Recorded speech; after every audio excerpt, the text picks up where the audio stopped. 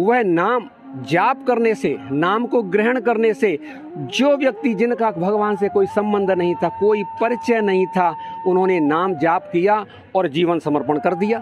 जीवन समर्पण करने के बाद में आज भी प्रसन्न होकर के यही कहते हैं कि बस मुझे वह रत्न, वह अमृत, वह वस्तु प्राप्त हो गई है, अब मुझसे छूट ना जाए, और भगवान के प्रेम को प्राप्त करते हैं। पवित्र भगवान का नाम हरे कृष्णा कृष्णा कृष्णा हरे हरे, हरे राम राम राम हरे हरे। दोस्तों, वृंदावन की इस यात्रा में लगातार त्यागी, तपस्वी, महान संतों के दर्शन ठाकुर जी और राधा रानी की कृपा से हो रहे हैं। वृंदावन में आइए, चाहे परिक्रमा मार्ग पे आइए, चाहे इस्कान में आइए, हर जगह, हर स्थल पर ऐसा लगता है कि मानो हर कोई ठाकुर जी की भक्ति में पूरी तरह से लीन है। तो वास्तव में मनुष्य का कर्तव्य, मनुष्य का भाव जो है वो ठाकुर जी के चरणों में कैसे लगे और किस तरह से वो उनके प्रति पूरी तरह से समर्पित हो जाए, उसके बारे में श्री निधि जी प्रभु जी हैं, तो उनसे जानकारी करेंगे। प्रभु जी, बहुत बहुत वंदन। प्रभु जय श्री वांशा कल्पतरुभ्यश्च कृपा सिंधुभ्येव च पतितानां पावनेभ्यो वैष्णवेभ्यो नमो नमः। सभी वैष्णवों के चरणों में तथा भक्तों के चरणों में, गुरुवर के चरणों में प्रणाम करते हुए यही कहना चाहूँगा कि मनुष्य का जन्मजात एक ही स्वार्थ है कि किसी भी प्रकार से भगवान की भक्ति करे, श्री राधा श्याम सुंदर कृष्ण की भक्ति करे। वह जीव का मौलिक स्वरूप है, मौलिक धर्म है, और खोज भी वह उन्हीं को रहा है, कृष्ण को ही खोज रहा है। इन के प्रकार ने किसी भी प्रकार अगर वो खोज रहा है तो कृष्ण को खोज रहा है, लेकिन कृष्ण का परिचय न होने के कारण और वासना के कारण वह अन्य देवताओं की तरफ मुड़ जाता है।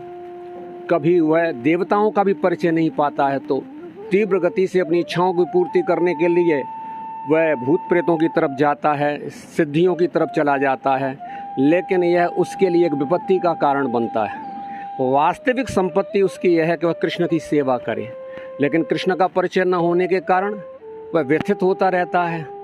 देखिए, आत्मा का जो मौलिक स्वरूप है, आत्मा जो कर्म के बंधन में आई है इस संसार में, और कर्म के बंधन के द्वारा वह पुनरपि जननम पुनरपि मरणम के चक्र में बढ़ती हुई चली जा रही है। यह श्रृंखला उसकी टूट नहीं रही है, और यह श्रृंखला को तोड़ने के लिए जीव समर्थ भी नहीं है, क्योंकि जीव है ना परवश है, जीव है ना प्रकृति के चंगुल में फंस गया है। लेकिन गुरु, साधु और शास्त्र की कृपा, संतों की कृपा जब उस पर होती है, जब वह श्रवण करता है, जब वह कृष्ण के विषय में श्रवण करता है, तो वो रुकता है और चाहता है कि मेरा ये व्याधि और व्यथा कैसे दूर हो। तब वह संत की तरफ मुखातिब होता है, भक्तों की तरफ मुखातिब होता है, शास्त्र की तरफ मुखातिब होता है। जब गुरु, साधु, शास्त्र की तरफ जब वो मुड़ता है, तब वह जान पाता है कि अरे मैं तो एक ऐसी स्थिति में फंस गया हूँ जो वास्तविक स्थिति नहीं है। वास्तविक स्थिति तो कृष्ण से प्रेम करना है, लेकिन कृष्ण से प्रेम करने से पहले वह उसकी आत्मा, उस वह जीवात्मा स्वयं जो दलदल में फंसा हुआ, उसको निकलने की प्रक्रिया होती है। तब वह पाता है कि व्यर्थ की वासना के द्वारा वह फंस गया है। इसलिए गुरु, साधु, शास्त्र उसको कुछ विधि और निषेध देते हैं। विधि यह है कि इस प्रकार आप आगे बढ़ें, भक्ति करें। निषेध यह है कि यह कार्य ना करें, जैसे मांसाहार करना, जुआ खेलना, पर स्त्री गमन करना, झूठ बोलना, व्यभिचार आदि से मुक्त होकर के अपने आप को शुद्ध करें, शुद्ध बोलें, सत्य, अहिंसा, तप आदि के द्वारा अपने आप को शुद्ध करें, और शुद्ध करने के बाद में भगवान के पवित्र नामों का आश्रय लें। कलयुग में सिर्फ एक ही वस्तु है, शास्त्रों के द्वारा, संतों के द्वारा यही बताया गया है कि कलयुग दोष निधे राजन, हे राजन, यह कलयुग दोषों का भंडार है, तथापि इसमें एक महान गुण है। कलयुग दोष निधे राजन अस्ति एको महान गुण, कीर्तनादेव कृष्णस्य मुक्त संग परम प्रजित। कृते अध्याय तो विष्णु त्रेतायाम यतो मखई, द्वापरे परिचर्यायाम कलौ तदहरि कीर्तना।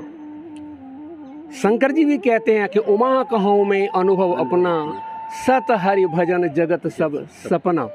संतों ने यही जाना और समझा, और जब जीव दृढ़ता के साथ में भगवान के पवित्र नामों का आश्रय ग्रहण कर लेता है, तो भगवान स्वयं नाम के रूप में उपस्थित होते हैं।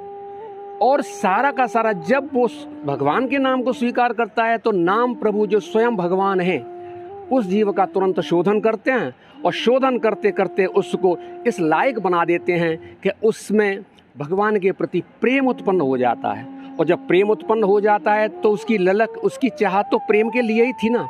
वह चाहता ही प्रेम था, वह वस्तुओं में प्रेम ढूंढ रहा था, स्थान में प्रेम ढूंढ रहा था, व्यक्ति में प्रेम ढूंढ रहा था, मान सम्मान में प्रेम ढूंढ रहा था, लेकिन इन वस्तुओं में उसे कहीं प्रेम मिलने वाला था नहीं। प्रेम था जो प्रेमी नाम और नामी में था, जिनका नाम है उन्हीं में प्रेम था। जब नाम को ग्रहण कर लिया तो नाम ने नामी का संपर्क दे दिया, नाम ने नामी की तरफ मोड़ दिया, और जैसे नाम ने नामी की तरफ मोड़ा, जीवात्मा ने नाम ग्रहण किया, नाम ने नामी को प्रदान कर दिया और तुरंत ही वो प्रेम की अवस्था प्राप्त हो गई। और उस अवस्था की प्राप्ति होने के बाद में उसको इतना आनंद आया, इतना आनंद आता है कि वह आनंद से भर जाता है, आप्लावित हो जाता है, और वह ये चाहता है कि संसार के ये निरीह लोग जो भगवान को भूले हुए हैं, जो नाम को भूले हुए हैं, दुखी हो रहे हैं, उनके दुख का कारण क्या है वह पूर्ण रूप से समझ जाता है और समझ करके उसी नाम का वह वितरण करना चालू कर देता है।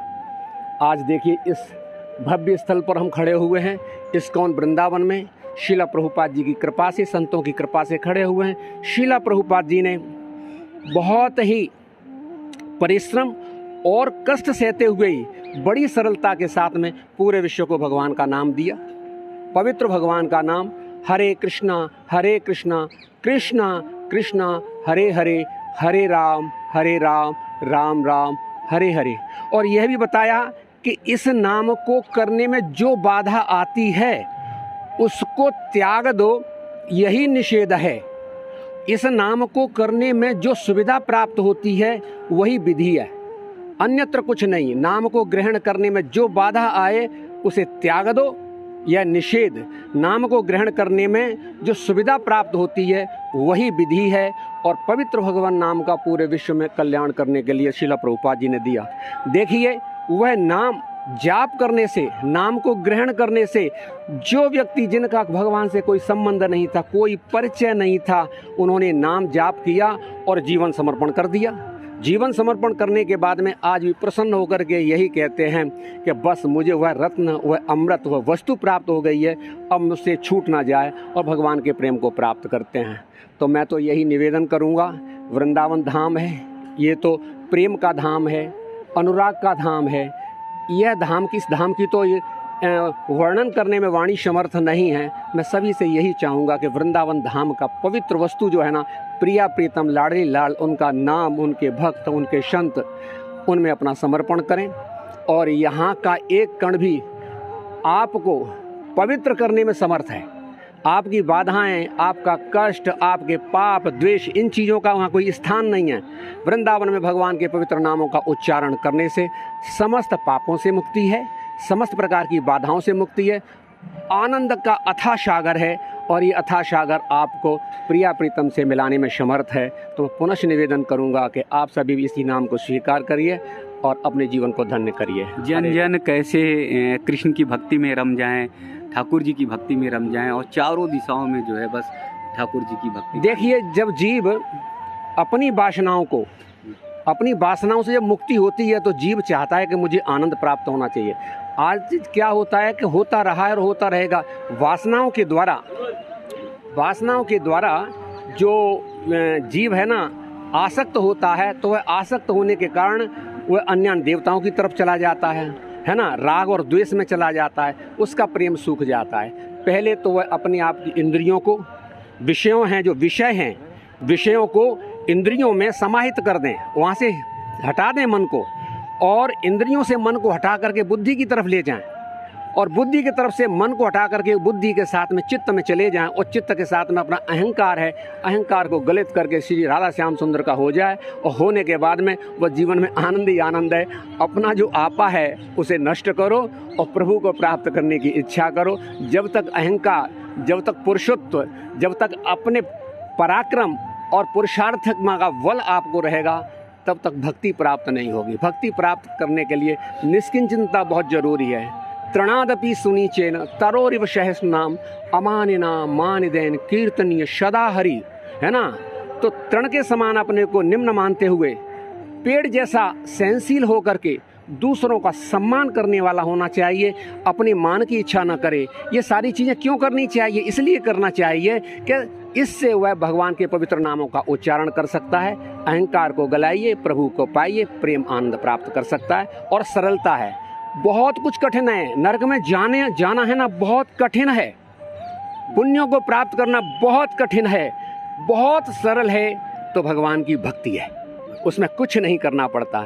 वह सहज सो संबंध है ना, वो संबंध को जोड़ना है और कुछ नहीं करना। कि प्रिया प्रीतम के साथ में, मेरे प्रभु के साथ में मेरा सनातन संबंध है, उस संबंध के लिए जोड़ने के लिए मुझे क्या उपाय करना है? लेकिन अगर कोई व्यक्ति नरक में भी जाना चाहता है तो नरक की वस्तुओं के साथ में वह जोड़ेगा, इकट्ठा करेगा, भोगेगा, कर्म फल बनेगा, नरक में जाएगा। लेकिन भक्ति के लिए तो तुरंत शुद्ध हो जाता है। जीव का अधिकार है भगवान की सेवा करना और भगवान के प्रेम को प्राप्त करना। हरे बहुत ही भाव से प्रभु जी ने बताया भक्ति का, कि जीव का जो अधिकार है वो प्रभु की भक्ति करना है और प्रभु की भक्ति में लीन हो जाना है। और जीवन के मूल तत्व को प्रभु जी ने बहुत ही अच्छे तरीके से बता दिया है कि हमारा जो जीवन है वो ठाकुर जी की सेवा में लगना चाहिए, प्रभु की भक्ति में लगना चाहिए। जब भी प्रभु जी का दर्शन होता है तो भावपूर्ण तरीके से एक एक शब्द उनके मर्म स्पर्श होते हैं, मर्म स्पर्शी होते हैं, दिल को छू जाने वाले होते हैं। तो हम सब अगर अपने जीवन को बदलना चाहते हैं, बदलाव लाना चाहते हैं, राग देश से लिपटे हुए उन सब से छुटकारा पाना चाहते हैं, तो मुझे लगता है कि प्रभु जी की ये वाणी, ये शब्द वो बहुत बड़े प्रेरक के रूप में काम करेंगे। तो वृंदावन की इस यात्रा में ऐसे ही भावपूर्ण दर्शन आप सबको लगातार मैं कराता रहूँगा।